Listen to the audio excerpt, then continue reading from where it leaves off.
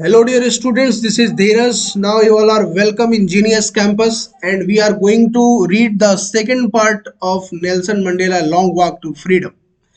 ये एक बहुत महत्वपूर्ण चैप्टर है और आप सबने इस चैप्टर पर जो प्यार दिखाया है, जो इस चैप्टर को आपने देखा है, पढ़ा है, उससे मेरा मन बहुत गदगद है और इसलिए मैं ये नेक्स्ट पार्ट बनाने आया हूँ। सो आइए शुरुआत करते हैं प्यारे बच्चों।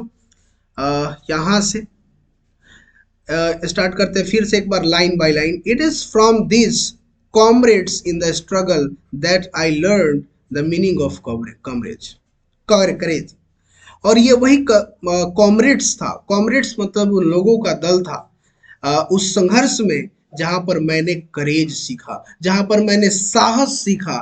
Time and again I have seen main and women risk. मैं समय के साथ साथ मैंने लोगों को देखा, महिलाओं को देखा, पुरुषों को देखा रिस्क लेते हुए। Give their lives for an idea, एक आइडिया के लिए अपने लाइफ को खोते हुए, देते हुए। I have seen men stand up to attacks and tortures. मैंने उन लोगों को देखा जो अटैक्स के सामने, टॉर्चर के सामने खड़े रहे, विदाउट ब्रेकिंग, बिना टूटे, बिना डरे, शोइंग स्ट्रेंथ एंड रेजिलेंस, अपने ताकतों को दिखाते हुए, उन एबिलिटी को दिखाते हुए जो एबिलिटी किसी भी स्थिति में अपने आप को मजबूत बना के रखती है। रेजिलेंस का मतलब होता है the ability to deal with any kind of participant, recover from its effect. कोई भी बुरे परिस्थितियों में अपने आप को झेल करके उसे निकालने को रेजिलेंस बोलते हैं। दैट डिफाइज द इमेजिनेशन, जो हमारे इमेजिनेशन को भी मना कर देती है। इतना कुछ लोगों को हमने देखा, उन्होंने अपने जीवन को एक रिस्क की तरह लिया, मर गए लोग, डटे रहे अपने परिस्थितियों में, उन पर क्या अत्याचार नहीं हुए, लेकिन उन सभी लोगों को देख करके मैंने साहस सीखा था। I learn that courage was not absence of fear. मैंने वो सीखा कि ये जो साहस है वह फियर का एब्सेंस नहीं है। इसका मतलब ये नहीं कि जहां डर नहीं है वही साहस है, but the triumph over it. Courage वो चीज है जब हम लोग फियर पर विजय प्राप्त करते हैं, डर पर विजय प्राप्त करते हैं, वो हमारा करेज होता है, वो हमारा साहस होता है। The brave man is not, देखो बहादुर आदमी वो नहीं है he who does not feel afraid, जिसको डर ही नहीं लगता, but he who conquers that fear, जो डर पर विजय प्राप्त कर लेता है, जो डर पर जीत प्राप्त कर लेता है, उसको हम लोग बोलते हैं कि वो करेजियस पर्सन है, उसके अंदर में हिम्मत है। No one is born hating another person, किसी व्यक्ति का जन्म किसी को नफरत करने के लिए नहीं होता।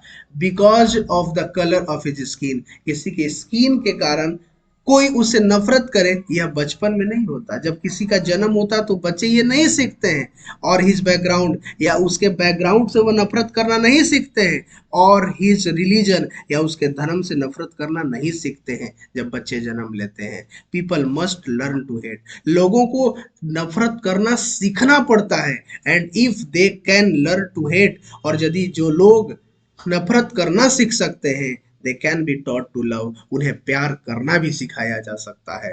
For love comes more naturally, और प्यार तो और प्राकृतिक रूप से आता है टू ह्यूमन, इंसानों के दिलों में, देन इट्स अपोजिट, जो इसके अपोजिट, जो हमारे अंदर में नफरत की भावना है, उससे कहीं तेजी से हमारे अंदर में प्यार बढ़ता है, आता है। तो हमें प्यार भी सिखाया जा सकता है यदि हमें नफरत सिखाया जा सकता है। Even if in the grimmest time in prison, जब मैं अपने जेल में था, अपने बुरे समय में था, when my comrades, मेरे साथी, and I were push to our limit, हमें अपने लिमिट को पुश करवाया जाता था, हमें इतना मारा जाता था, हमें इतना कष्ट दिया जाता था, हमें उन हमारा लिमिटेशन को क्रॉस कर दिया जाता था। I would see a glimmer of humanity, उसके बाद भी मैं मानवता का एक चमक देखता था। In one's of the guard, guard के किसी एक गार्ड में जब मैं मानवता का चमक देखता था उसके चेहरे पर, perhaps just for a second, वो एक सेकेंड का ही मानव होता था, उसके चेहरे पर कभी ना कभी तो एक भाव आता ही था कि उसके अंदर में भी मानवता है। उसको भी जब वो इंसानों को पीटता है तो उसके अंदर में भी बुरा लगता है, but it was enough to reassure me and keep me going. और वो एक सेकंड का अंदर का जो एक सेकंड के लिए जो उसके अंदर में चमक दिखती थी मानवता की, वही हमको रीअश्योर कर देती थी, फिर से हमको अपने जगहों पर रख देती थी कि नहीं, मैं जो कर रहा हूँ वो सही कर रहा हूँ। Man's goodness is a flame. इंसान की जो प्यारे बच्चों अच्छाई है ना, वो एक फ्लेम की तरह है, एक आग की लपट की तरह है, दैट कैन बी हिडन। उसको छिपाया तो जा सकता है, बट नेवर एक्सटिंग्विश्ड, लेकिन उसको बुझाया नहीं जा सकता है। यही बात नेल्सन मंडेला हमें बता रहे हैं।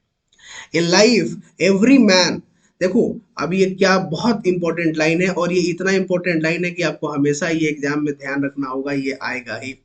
इन life every man has twin obligation. हर एक इंसानों के जीवन में दो ऑब्लिगेशन होते हैं, यानी दो जिम्मेवारियां होती हैं। ऑब्लिगेशन टू हिज फैमिली, एक जिम्मेवारी अपने परिवार के प्रति, अपने माता पिता के प्रति, अपने वाइफ के प्रति, अपने बच्चों के प्रति। और एक ऑब्लिगेशन जो होता है वह अपने लोगों के प्रति, अपने कम्युनिटी के प्रति और अपने देश के प्रति होता है। यानी कि हमारे पास दो ऑब्लिगेशन होता है, और ये अक्सर क्वेश्चन पूछा गया कि how what are the two obligation. Then the first obligation my dear student for his family, for his parents, for his wife, for his children, and the second obligation is to his people, community and his country, in a civil and in human. और एक सही समाज में, एक normal समाज में, civil समाज में, जहाँ नागरिक रहते हो, ह्यूमन, जहाँ कोमलता का भाव होता हो, जहाँ लोग खुश होते हो, उस प्रकार के जो सोसाइटी में each man is able to fulfil those obligation. तो एक नॉर्मल समाज में तो हर एक इंसान अपने जिम्मेवारियों को पूरा कर लेता है according to his own inclination, अपने अपने नेचुरल टेंडेंसीज और व्यवहार के कारण, अपने तरीकों के कारण, अपने एबिलिटीज के कारण, अपने योग्यता, अपने कमाई, अपनी ताकत के कारण अपने ऑब्लिगेशन को पूरा करता है। But in a country like south Africa, लेकिन ये साउथ अफ्रीका जैसे कंट्री में इट वॉज ऑलमोस्ट इम्पॉसिबल, यह असंभव था for a man of by my birth, कि मेरे जीवन के समय में ये करना बहुत मुश्किल था। And colour to fulfil both of those obligation, यदि मैं जहाँ जन्म लिया था और जिस कलर का मैं था, उस प्रकार के व्यक्ति के लिए तो अपने ऑब्लिगेशन को पूरा करना असंभव जैसा था। The South Africa, a man of color who attempted to live as a human being was punished and isolated. हम उस साउथ अफ्रीका में रह रहे थे जहां हम जिस कलर के थे, उस प्रकार के लोग यदि एक मानव की तरह जीना भी प्रयास करें तो उनको पनिशमेंट दिया जाता था, उनको आइसोलेट यानी कि उनके जगह से हटा दिया जाता था, सेपरेट कर दिया जाता था उनके परिवारों से। In South Africa a man who try to fulfil his duty, South Africa में यदि कोई इंसान अपना ड्यूटी पूरा करना चाहता था तो हिज पीपल, अपने लोगों के प्रति, वाज इनएविटेबली, इनएविटेबली मतलब जिसको अवॉइड नहीं कर सकते हैं, जिसको इग्नोर नहीं कर सकते हैं, रिप्ड फ्रॉम हिज फैमिली, तो उसको अपने परिवार से अलग कर दिया जाता था। एंड हिज होम, उसके घर से अलग कर दिया जाता था। एंड वाज फोर्स्ड, और उसको जबरदस्ती ये अलग लाइफ जीने के लिए मजबूर किया जाता था। a twilight existence of secrecy and rebellion, और वो व्यक्ति एक रिवेलियन का जीवन जीता था, एक विद्रोही का जीवन जीता था। I did not in beginning did I did not in the beginning choose to place my place above my life, but in attempting to serve my people, I found that I was prevented from fulfilling my obligation as son, a brother, a father, a husband. शुरुआत में तो मुझे ऐसा नहीं लगा, क्योंकि मैंने अपनी जगह को तो मैंने नहीं चुना था, जहां मेरा जन्म हुआ मैं वहां पर था। तो जब मैंने देखा और मैंने अपने लोगों के प्रति सेवा का भाव अटेम्प्ट करना शुरू किया, तो मैंने पाया कि मुझे रोका जा रहा है, मुझे अपने ऑब्लिगेशन को पूरा करने से रोका जा रहा है, एक बेटे के रूप में, एक भाई के रूप में, एक पिता के रूप में और एक हस्बैंड के रूप में। अब आइए आगे बढ़ते हैं प्यारे बच्चों। I was not born with hunger to be free, मैं कोई जन्म लेकर के ही मैं आजाद होना नहीं चाहता था, मैं आजादी की भूख के साथ पैदा नहीं हुआ था। आई वॉज बॉर्न फ्री, मैं तो फ्री जन्म लिया था, फ्री इन एवरी वे, हर एक तरीके से मैं फ्री था। दैट आई कुड नो, जहां तक मैं जान सकता था। फ्री टू रन, मैं दौड़ने के लिए स्वतंत्र था फील्ड्स में, नियर माई मदर्स हट, अपने माँ के झोपड़ी के बगल में आराम से मैं दौड़ा करता था। फ्री टू स्विम, मुझे स्विमिंग करने में भी फ्रीली महसूस होता था, इन द क्लियर स्ट्रीम, साफ पानी की धाराओं में मैं स्विमिंग करता था। That ran through my life, जो मेरे गांव से होकर के जो धाराएं, जो पानी की धाराएं जाती थी। फ्री टू रोस्ट मिलीज, मैं भुट्टों को रोस्ट करके खाता था, अंडर द स्टार्स, रात में नीचे जमीन पर बैठ करके। And ride the broad and backs of slow moving bulls, और मैं बुल्स पर आराम से मूविंग करता था, स्लो मूविंग बुल्स पर बैठ करके उसको मैं राइडिंग करता था।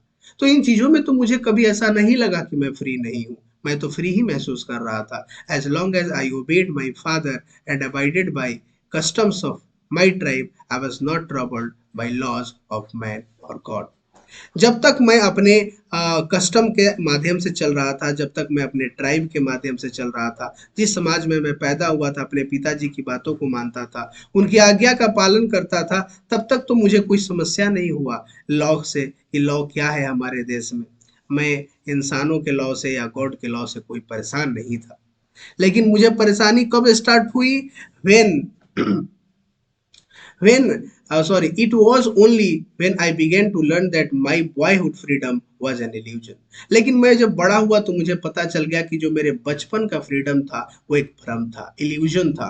when I discovered, जब मैंने डिस्कवर किया एज अ यंग मैन, एक यंग मैन के रूप में, that my freedom had already been taken from my life, कि मेरा जो जीवन है वो हमारे हमारे जो फ्रीडम है हमारे जीवन से छीन लिए गए हैं।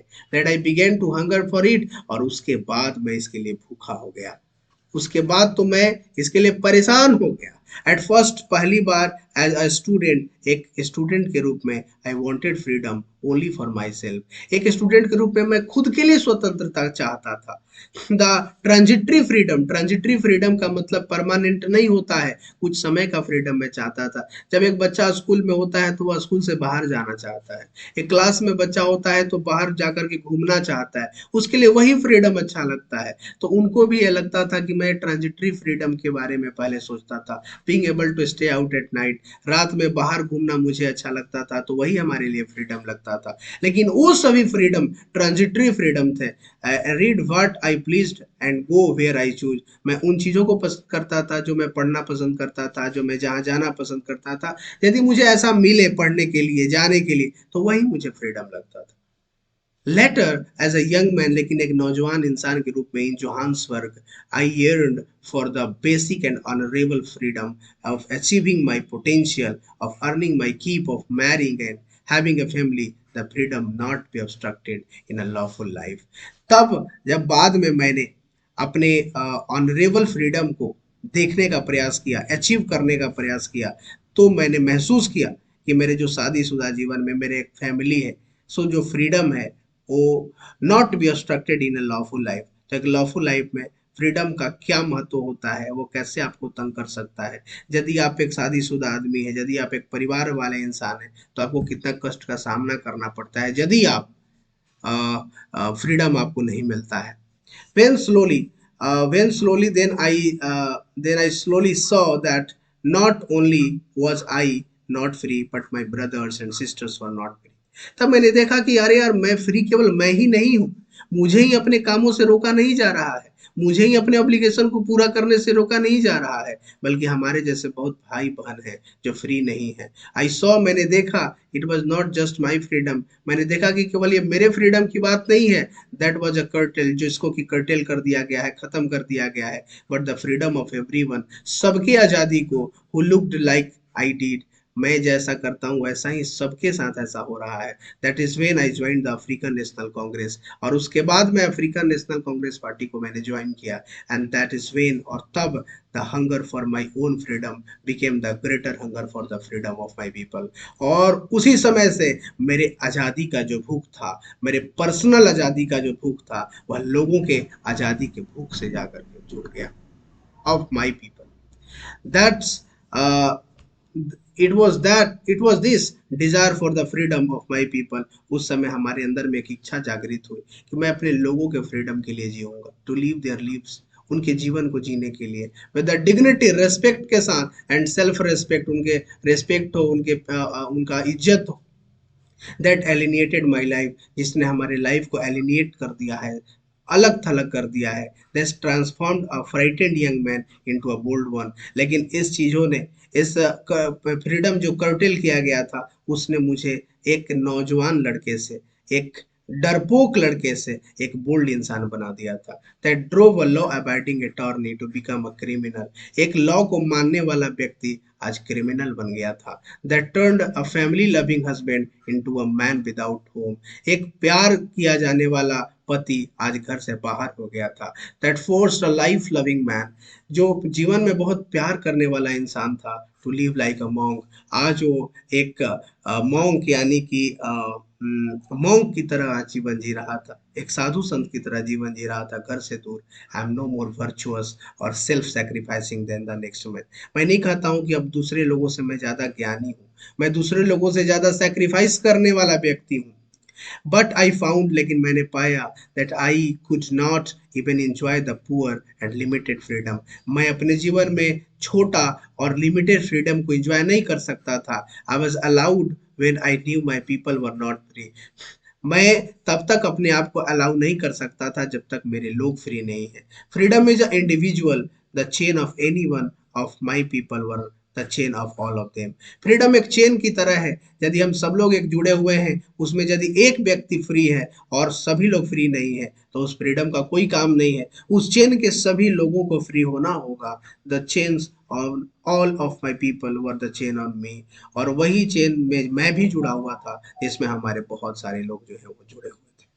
आई न्यू, मैं जानता हूँ, that the operation must be liberated just as surely as oppressed. मैं आपसे कहता हूँ कि जो ऑपरेशन है, जो किसी को कष्ट देने वाले हैं, अत्याचार करने वाले हैं, उनको भी आजादी की आवश्यकता है। ओप्रेस जो लोग हैं, जिन पर अत्याचार हो रहा है, उनको तो आजादी की आवश्यकता है ही, लेकिन जो अत्याचार कर रहे हैं उनको भी आजादी की आवश्यकता है। प्यारे बच्चों, ये क्वेश्चन आ सकता है आपके बोर्ड के एग्जाम में, ध्यान रखना इस चीजों को, मैं क्या बता रहा हूँ।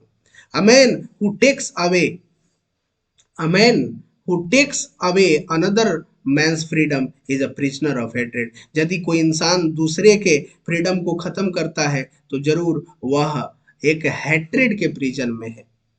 वो नफरत के जाल में फंसा हुआ है, उसे भी नफरत के जाल से निकलना होगा। ही इज लॉक्ड, वो बंद हो गया है, behind the bar of prejudice. वह पूर्वाग्रह के बड़े से बेड़ियों में बंध चुका है। नैरो माइंडनेस, वह छोटे और नीच सोच के बंधन में बंध गया है। आई एम नॉट ट्रूली फ्री, मैं पूरी तरह से फ्री नहीं हूँ। If I am taking away someone else freedom, यदि मैं दूसरे के आजादी को छीनता हूँ, तो यह सच्चाई है कि मैं भी पूरी तरह से फ्री नहीं हूँ। Just as surely as I am not free when my freedom is taken from me. ठीक उसी प्रकार से जैसे मेरा फ्रीडम कोई ले लेता है, मेरे आज़ादी को कोई छीन लेता है, तो जिस तरह से मैं गुलाम हो जाता हूँ, वैसे ही वो व्यक्ति जो आपकी आज़ादी को छीनता है, वह भी नफरत का गुलाम हो जाता है, वह भी नीच सोच का गुलाम हो जाता है, वह भी पूर्वाग्रह का गुलाम हो जाता है, अपने गलत सोच का, निगेटिव विचारों का गुलाम हो जाता है। The oppressed and operation like a robbed of the humanity. इसलिए जो ऑपरेस्ड हैं, जिन पर अत्याचार हो रहा है, ऑपरेसर हैं जो अत्याचार कर रहे हैं, वो दोनों के दोनों मानवता के डकैत हैं। वो दोनों के दोनों मानवता के नाम पर धब्बे हैं। इसलिए यदि आप पर अत्याचार हो रहा है, उसको भी बर्दाश्त नहीं करिए। और यदि आप ऑपरेसर हैं, यदि आप किसी को पर अत्याचार कर रहे हैं, वो तो बहुत गलत बात है, उसको नहीं करना चाहिए। उम्मीद करते हैं प्यारे बच्चों कि आपको यह चैप्टर बहुत मजा आया होगा पढ़ने में, और आप इससे रिलेटेड हर एक क्वेश्चन आप कर पाएंगे। Thank you so much for watching this video. प्यारे बच्चों, वीडियो को बहुत शेयर करिए, अपने दोस्त मित्र तक पहुंचाइए, अपने ख्वाहिशों को, अपने चाहतों को, अपने ज़रूरतों को इस कमेंट में लिखिए, और हम आपके ज़रूरतों को पूरा करने का पूरा प्रयास करेंगे। अभी मैं आपके ग्रामर के लिए, पैसेज के लिए, मॉडल वर्ब के बेसिस पर, और नरेशन जो डायरेक्ट एंड डायरेक्ट स्पीच है, उसके बेसिस पर मैं वीडियो लाने वाला हूं। आपके एग्जाम बहुत नज़दीक आ चुके हैं। So thank you so much for watching this video. Please do like, share, subscribe, and please do comment. Thank you so much for watching this video.